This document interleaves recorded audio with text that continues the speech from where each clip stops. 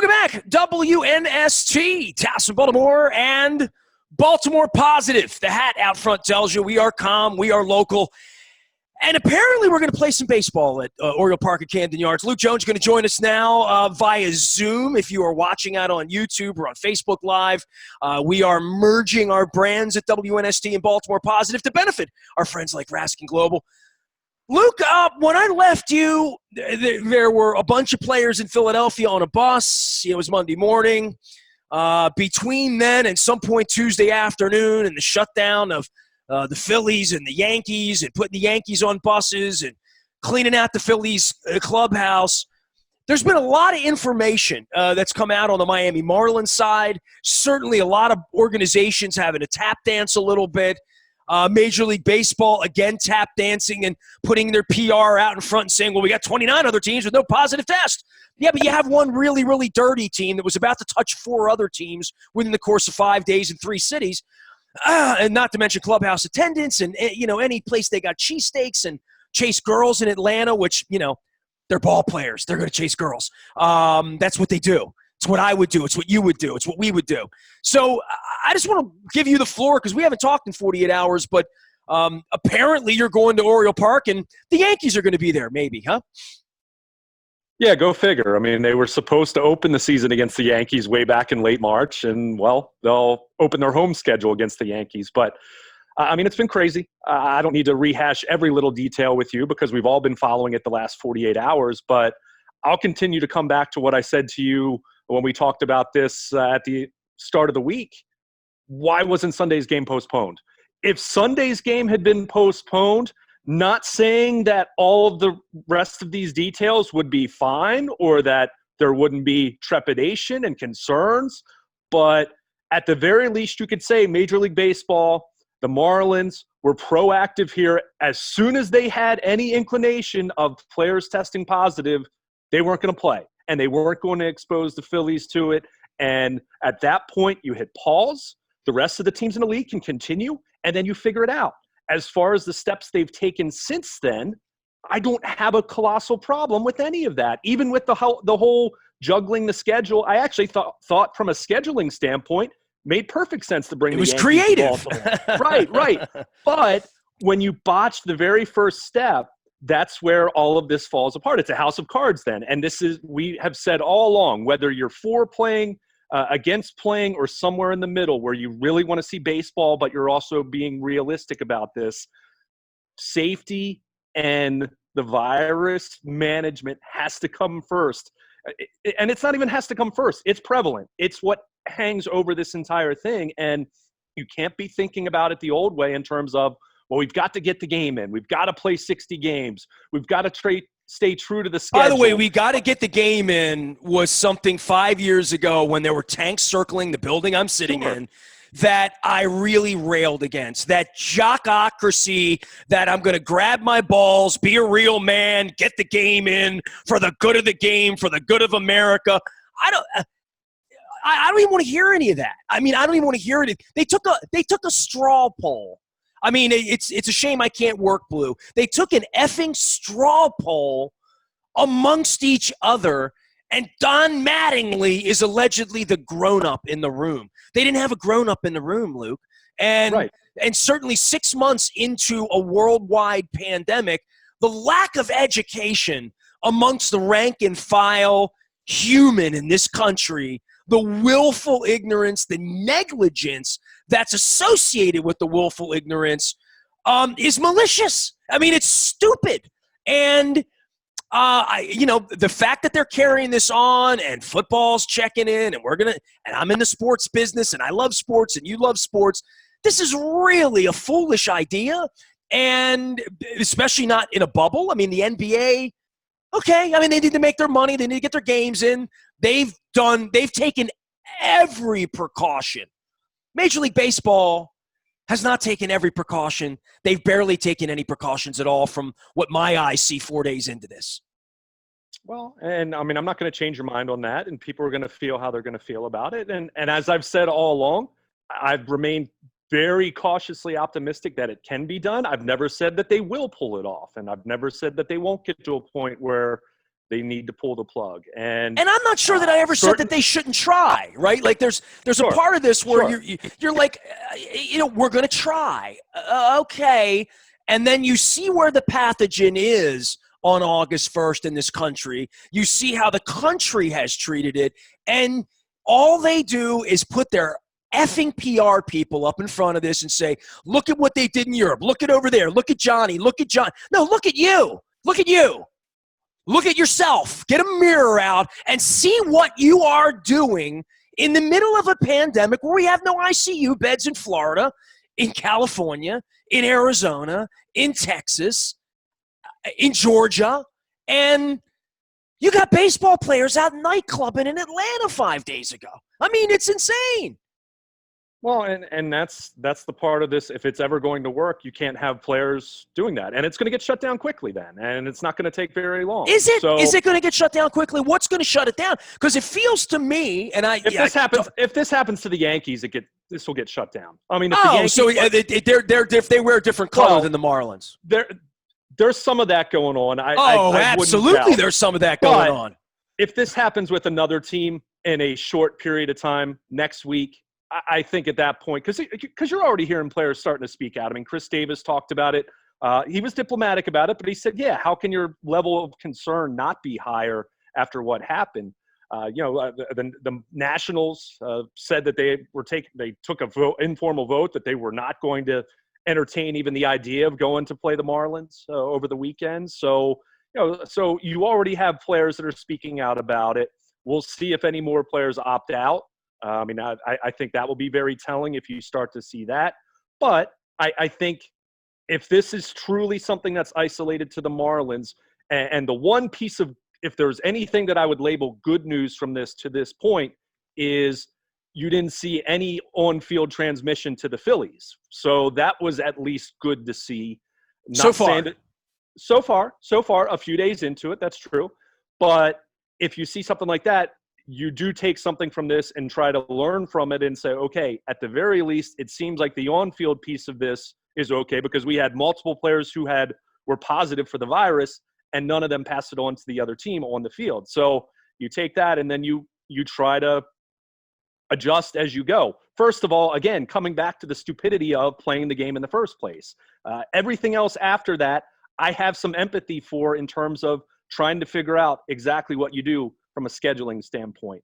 How long you keep the Marlins off the field, how long you keep the Phillies off the field, even though they haven't had positive tests in the first few days since the last time they played, but also understanding that it can incubate and takes a few days potentially for a positive test to surface. So I can understand figuring those things out, but those are the things you figure out after you've cut off the potential for dangerous transmission, which should have been on Sunday. So that's what I continue to come back to as being the major point of failure in this thing. That game never should have been played when you consider that there were positive tests. Since then, however, I don't want to say okay, because I feel like I'm praising Major League Baseball and saying it, and I think Rob Manfred should have issued a statement far more quickly than he did, and ended up being on MLB Network. And it just that part of it was mismanaged big time. But in terms of the actual steps they've taken, in terms of postponing the Orioles-Marlins series, in terms of keeping the Phillies off the field until this weekend, and then even resetting with bringing the Yankees into Baltimore, two teams that are idle right now, although not directly impacted by potential exposure to the virus. That part, as far as the wheels being in motion in that regard, since Sunday, I can accept. What I don't accept is what happened on Sunday and Major League Baseball not communicating this well. And I'll point out, even though I was on vacation at the time and you and I didn't get a chance to talk about this, just a few days into the start of summer camp, remember, there were teams that had issues with testing results coming back to the point where they canceled workouts. So I'm willing to acknowledge that there can be some hiccups in terms of logistics, but when it's something where exposed players, knowingly positive for the test, and then they're allowed to vote to go play on the field, that's just not going to fly if this thing's going to have any chance of being able to endure to play a season. So from that standpoint, If they've learned their lesson there, then okay, we'll see how this goes, as was the message before this even started. But, as far as everything that's happened since that decision, I'm willing to not give it a thumbs up per se, but to proceed. Well, I mean, all of this being said, they knew this was inevitable, right? Like they knew Sure. at some point someone would walk into their clubhouse dirty, right? And then what happens? What is the protocol when that happens? And Luke, I said this at length. I think I said it to you on Monday. I've said it many times.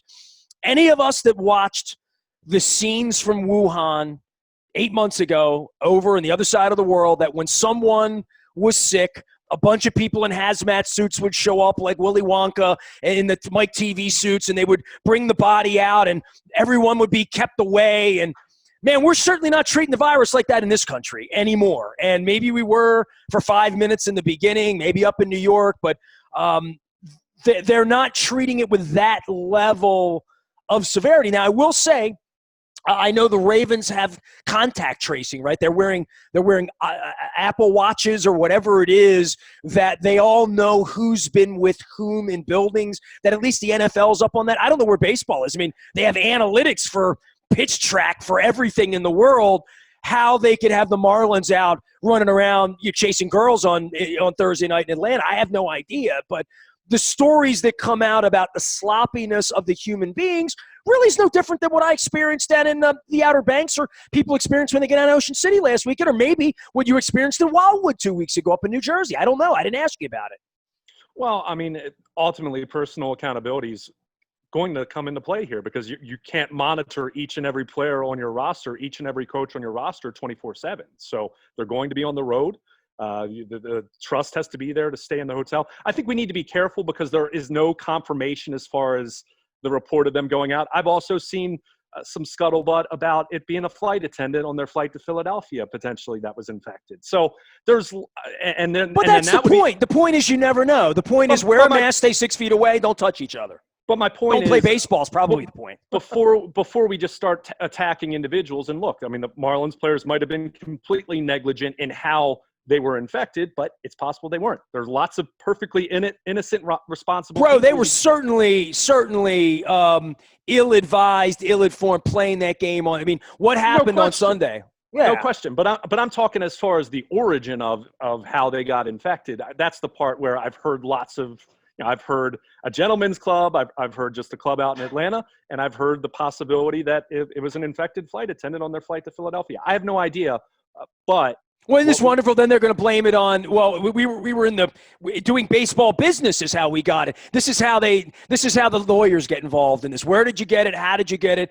If we had contact tracing, we would know, wouldn't we? Well, we'd have a better idea. But that's what they're working on right now. I mean, contact tracing is retracing every individual steps. I mean, it's not some magical, even apps that are out there that they're not foolproof. I mean, I've read about some of that stuff just out of interest, just like you are. I mean, there's lots of humans asking questions and retracing steps and where people are. But the point is, again, it comes back to individual accountability. And if there's one lesson that can be taken from this beyond just the stupidity of trying to play a baseball game in Philadelphia on Sunday, hopefully it's for the 30 other teams to see this is how quickly this can spiral out of control, where we've now taken an entire team out of the equation for at least a week, if not longer than that. So you hope that everyone learns their lesson in that regard, regardless of whether it was at a bar, a gentleman's club, the flight to Philadelphia, wherever ultimately they were infected. It's a reminder that, hey, you guys aren't invincible in terms of being potentially infected by this and being sidelined, and the entire team being sidelined, and the entire league being jeopardized. So if it can be used as a teachable moment for the rest of the 29 teams and for the Marlins players moving forward to be that much more vigilant in terms of wearing a mask, in terms of keeping their distance, in terms of making sure you're staying in the team hotel, doing all those things that are in protocols in terms of what they're supposed to do, but how accurately, how effectively they're being enforced.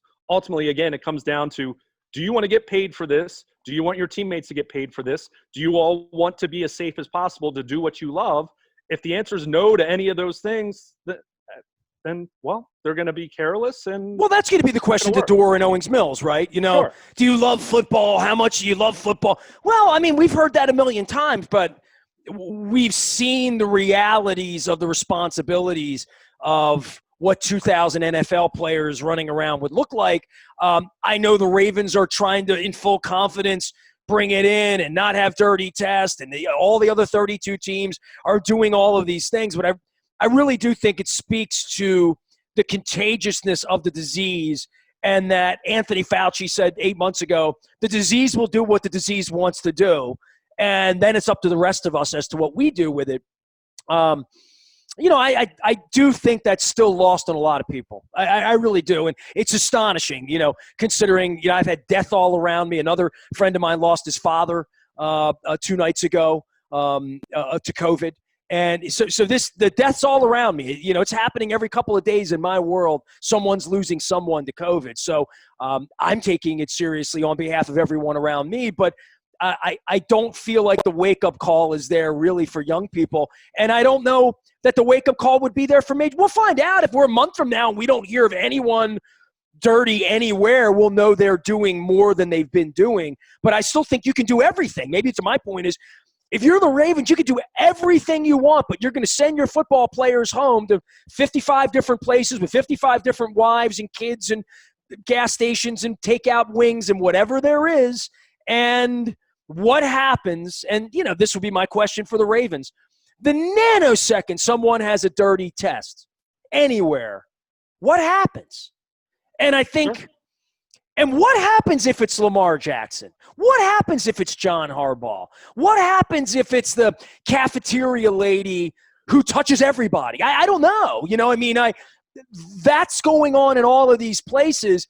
And I think it's really stressed the Ravens out a lot more than football has for 6 months as to how they're going to get players in and out. And I think when this Marlins situation happens, they all should be asking themselves, when this happens here, not if, when this happens here, because we are doing foolish things. We are bringing people together. We are not staying 6 feet apart. We are at times not wearing masks. We're doing things that are just not, that the virus feeds off of, right? And when it happens, what do you do? Who's in charge? Who's God? Who's the policeman? Who's running it? Not how do we win on Sunday, which is what everybody thinks about. I need that player. Let's put a wrap on that. Wrap him up. Ice him down. Put him in the tub. Give him some penicillin. Dude, get him on the field. That's the way they think. You know that. I know that. That's the way the Marlins thought on Sunday morning. We got to get it in.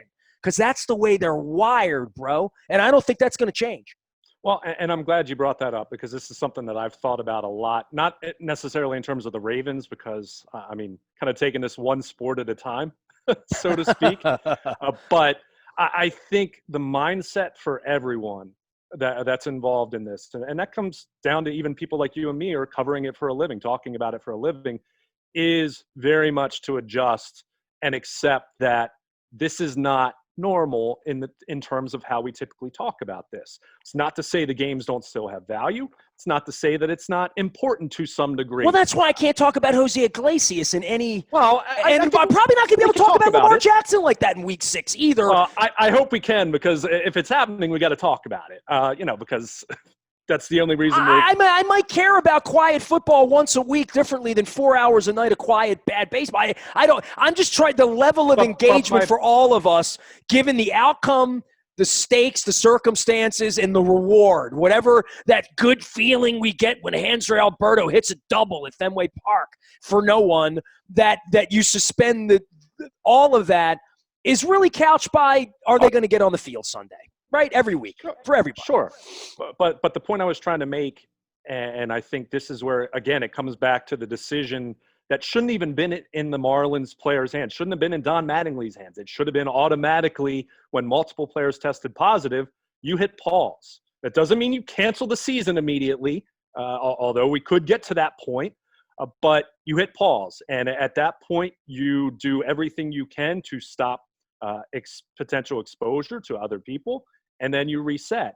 But my point with this, and this is how we have to view athletic competition, if it's going to have any chance to take place, yes, we can enjoy it. Yes, they can do everything they possibly can to carry on and play, and it provides entertainment. It's going to give people extra incentive to stay home, which is actually something that does do more of a service to society as a whole. But we need to adjust our expectations. I think we can view this more in a context of we all love sports. We've always known inherently that it's not life or death. We've always known that it's very unimportant relative to how sometimes we get caught up in the ways it is important. But if we view this as somewhere on the scale between totally meaningless, which if it's totally meaningless, they shouldn't be doing it. And look, if people feel that way, I'm not going to argue with them because we know there are reasons not to do it. And looking at it from the opposite side of the spectrum where, oh my goodness, we have to carry on. We can't cancel games. We've got to have a 60-game schedule. We've got to have a full 16-game schedule in the NFL. We need to find that sweet spot in between in acknowledging that, yes, the competition is important if it's safe, reasonably safe to do it. The games are you still try to win. Fans can still get caught up in it and have fun with it. We've seen the ratings so far with games coming back. It's been good to see. And again, those people were staying home as opposed to potentially going out and doing something else, which does serve some small service to society. But we all need to acknowledge that's secondary. Now, all those things I just mentioned are secondary now to safety and preventing the spread if there is infection, if there is an outbreak. And that's where I think you almost need to view this in the way that the 2020 season, whether we're talking baseball, whether we're talking about the NBA and the NHL in a bubble, whether we're talking about the NFL trying to pull off a season, it's so incredibly different than every other year that we just need to recognize that. And if we need to treat it almost like it's a competitive exhibition and understanding that, yeah, this has an asterisk. We know baseball is going to have a 60-game season. Are we even going to have a 10-game winner, let alone a 20-game winner in Major League Baseball this year? I mean, it's different. And that's okay within the scope of the sport. That's fine.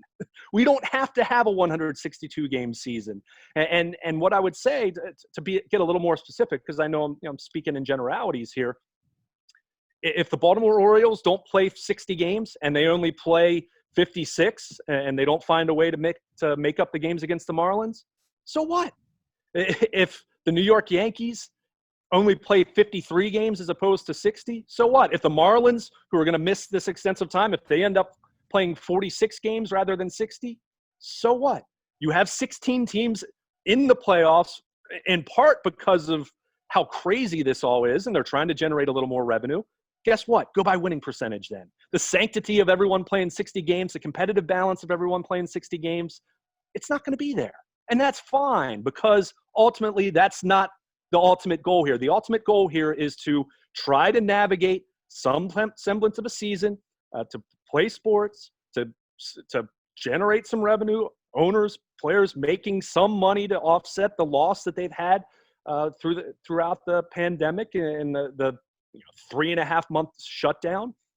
But ultimately, it still comes back to managing and navigating this through a pandemic. And if it gets to a point where a week from now we're talking about the Cincinnati Reds having an outbreak similar to what the Marlins did, then I think at that point you shut it down. And it's clear that this is going to keep happening. And look, I'm not going to say that's not going to happen, but we need to adjust expectations here. And, I hear so many people saying, well, if the Lakers win the NBA Finals this year, is it tainted? If the Dodgers win the World Series this year, is it tainted? If the Ravens or the Chiefs or the Saints win the Super Bowl this year, is it tainted? We need to stop thinking in those kind of terms. This is an unprecedented year, not just in sports, but in our lives. I mean, this is something that hasn't happened in our lifetime. So just recognize that. Take this for what it is. They're trying to navigate to play some sports, give us some entertainment. Life has been really tough the last 4.5, 5 months. I mean, I think we all would agree with that to varying levels and people impacted to varying degrees. So they're attempting to do this. I don't have a problem with that as long as we recognize that, at the end of the day, some of this stuff just isn't going to go the way that it's drawn up on paper in terms of playing a full 60 games, or the NFL necessarily playing a full 16 games, or having to flip your schedule around, and a team you were supposed to play 3 days ago, you're not playing anymore, and now, the New York Yankees come into town for a few days. Guess what? That's okay too. So if we can adjust our expectations and realize that this isn't normal, and I don't want to say embrace, because there's risks involved here, but if we can recognize that if we don't finish this all, or if we have to postpone parts of this, or if the NFL has to shut down for 2 weeks in late September because there's an outbreak and they're trying to get this thing situated and they have to postpone a week of games, then okay. That's still better than the alternative of trying to make this too normal to the point where then people are really, really at risk at a higher level than they already are. Luke Jones can be found at Baltimore Luke out on Twitter and Facebook and LinkedIn and in the locker rooms. Used to be, but now in the locker room via video and Zooming with Lamar Jackson, and football's good. So, how football treats this based on baseball, I think, becomes a fascinating case study that every John Harbaugh and Dick Cass have had a chance to sit around and watch the mistakes being made by all the rest of these people, right? And to have the cautionary tale on day one of saying, if you come in here dirty, your career is at risk. You're putting all of us at risk, the game. Like, all of that football speak that sort of they give on the first day of camp anyway, right? Like, we're all in it together. Don't let the media divide. Don't get sick. All of that times 100 this time, and yet it's still going to be a very difficult thing for them to navigate. It really will be. I mean, there's no question about that. I think anyone who's been optimistic at all about this isn't so flippant to think that there aren't going to be issues, that there aren't going to be questions, that there aren't going to be some positive tests. I mean, we've already seen that with rookies, with veterans reporting now. I expect we're going to see far more positive tests around the league, and trying to figure out what the starting point is, right? It's the baseline. Well, the interesting thing is, you said we are expecting to see far more positive tests. Well, knowing that, how do you not have it be an epidemic? How do you not have 17 players in your locker room knowing what the Marlins, like that would be the issue, that it's so not isolated when you're on top of each other in that way. Well, but that's why they're having the testing before they even enter the building. I mean, they're tested. They self-isolate for a couple of days. They're tested again. If that comes back okay, now they're allowed to be in the building. And then at that point, for the foreseeable future, I think, 2 weeks at a minimum, I think it is. These protocols have changed so much. Forgive me for not being so well versed on it. There'll be new ones by next week. Don't worry. Right? Exactly. Yeah.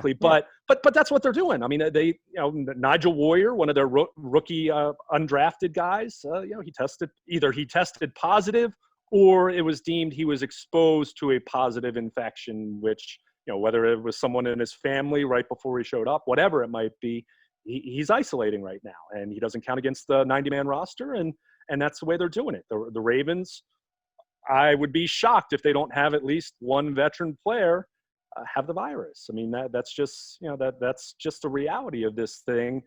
But you keep them away, you test and test, and then once guys are no longer testing positive, they're allowed in. Or if they've tested negative twice, they're allowed in. But then you keep testing, and I mean that's the way it's going to be handled, and that's the way it has to be handled.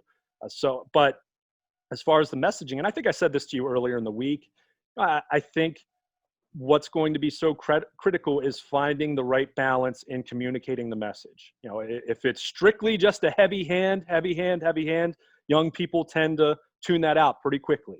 I mean, any taskmaster coach in this day and age, you typically see some of that revolt. But it's finding the right balance between tough love and appealing to emotions, and veteran players saying, hey, this year might be my last chance at winning a Super Bowl. I don't know if I'm going to be playing beyond this year.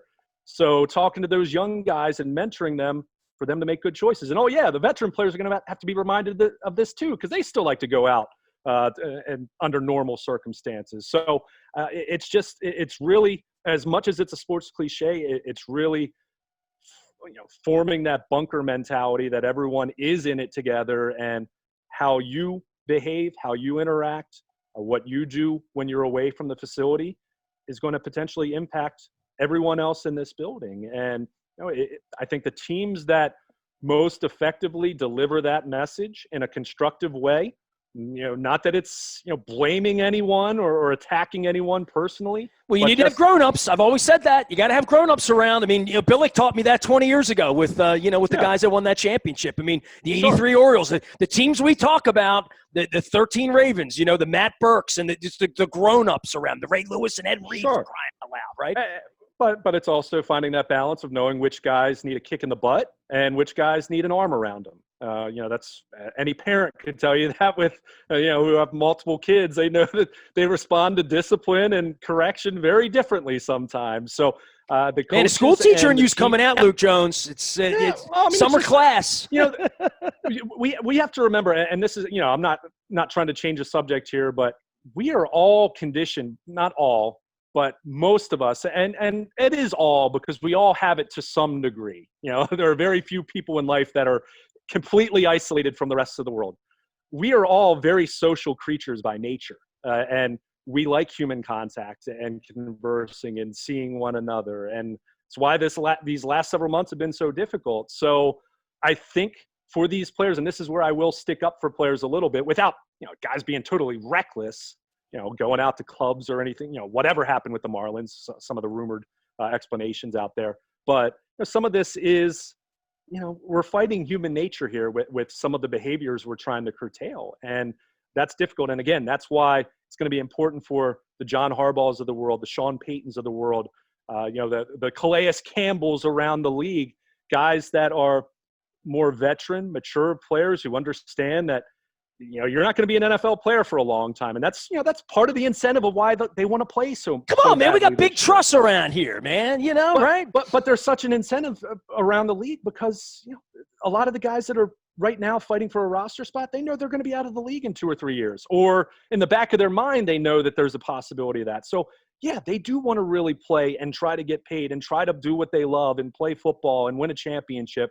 But that's where you need the more mature voices and messages out there. And look, let's be clear. There are young players in the league that are great leaders too. Ray Lewis was a leader from the day he stepped foot in Baltimore in 1996. Patrick Mahomes. So, Lamar Jackson, right? Yeah. I mean, I don't want to pick on the young players too much because I think that's, I think there's been a lot of that going on in society that some of it's unfair, some of it's warranted. But, I think so much of this is just going to come down to which teams can compartmentalize everything going on, all the sacrifices that we've all made to varying degrees over the last several months. Even professional athletes, they haven't been able to see their grandma, for example. But the teams that can compartmentalize and put that part of it aside, the challenge of that part of it aside, and to have the singular goal of focusing on playing and keeping each other safe, and trying to win because if you're going to try to do this, you're going to try to win because otherwise,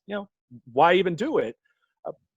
The teams that can strike that proper balance are going to have the best chance of pulling this off. And that's not to say they're going to be the team that has 0 positive tests, because you can do everything right and still have something happen. But the teams that can minimize that as much as possible, minimize the risk as much as possible, and keep everyone as healthy as possible, they're going to be the teams that have the best chance to pull this off. And again, that doesn't mean it will be pulled off, but they're going to have the best chance to be able to do it. You going to the ballpark this week, huh? It's a good thing you didn't have any big plans on Wednesday and Thursday night to stay home, right? Yeah, that's right. I'll be there. In fact, it's crazy, Ness. Wednesday, 5 years to the day from the empty ballpark game in 2015. And I remember I wrote at WNST.net that day, this is the kind of scene I hope to never see again. And, well, we're going to be seeing it for the foreseeable future. But I'll say, and I said this to you earlier in the week, I enjoyed watching the games over the weekend. It's nice to have it on. I think there's some balance that can be struck with recognizing how tenuous this is, how potentially dangerous this is, how risky it is, and understanding that, at some point, they might have to pull the plug and everyone's going to have to live with that. But if they can learn from some of the missteps, like what happened in Philadelphia on Sunday, then it improves their probability of trying to figure this out, whether you think it's a high probability or not. He is Luke Jones. He is Baltimore Luke out on Twitter. He will be stationed at Oriole Park at Camden Yards, 6½ feet away from everybody and everything, including hot dogs. And I would say that you're zooming behind. You have this beautiful view. It's better than a green screen, the Oriole Park picture behind you. Let everybody see in on that, man. Look at that. Yeah, Oriole Park and M&T Bank Stadium. So not too bad having Baltimore's two sports palaces in my living room. I feel like I want to get the Oriole Magic horn out and, do the something magic happens. Hey, I mean, all this is happening. We've barely even talked about the fact that 2-1. I mean, this turned into a battle for first place in the AL East. I mean, who would have thought? Who would have thought in late July, right? I think the Blue Jays are going to bring a championship to Buffalo this year. Watch out. There you go. Hey, finally, the Bills couldn't do it. The Blue Jays will do it, right? Oh, he is Luke Jones. I am Nestor. We are together at WNST.net, AM 1570, Towson, Baltimore. And, of course, calm, local, so far clean, wearing our mask and washing our hands, and always staying Baltimore positive.